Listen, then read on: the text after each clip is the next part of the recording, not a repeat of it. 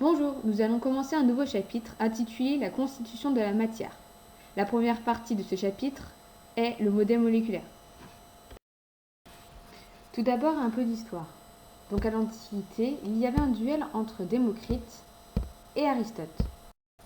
De son côté, Démocrite pensait que la matière était discontinue, c'est-à-dire formée de grains et de vide. Donc que de loin cela était invisible, mais infiniment petit. Ces grains étaient de différentes formes et indivisibles, un peu comme le sable sur la plage.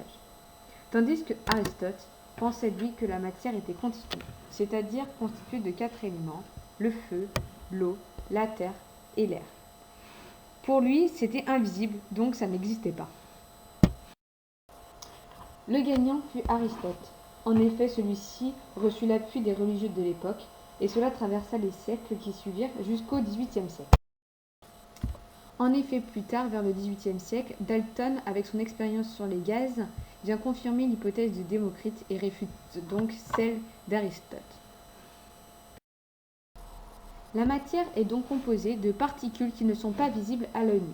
Ces particules ont toutes une forme différente, ce qui permet de les identifier. Par exemple, l'eau. L'eau est constituée d'une infinité de particules. En effet, dans une goutte d'eau, il y a 1000 milliards de particules, c'est-à-dire un 1 suivi de 21 zéros. La particule est appelée molécule d'eau. La molécule d'eau peut être facilement représentée par un rond rouge et deux petits ronds blancs en forme de tête de Mickey. Elles sont toutes identiques à tous les états, c'est-à-dire l'état solide, l'état liquide, l'état gazeux.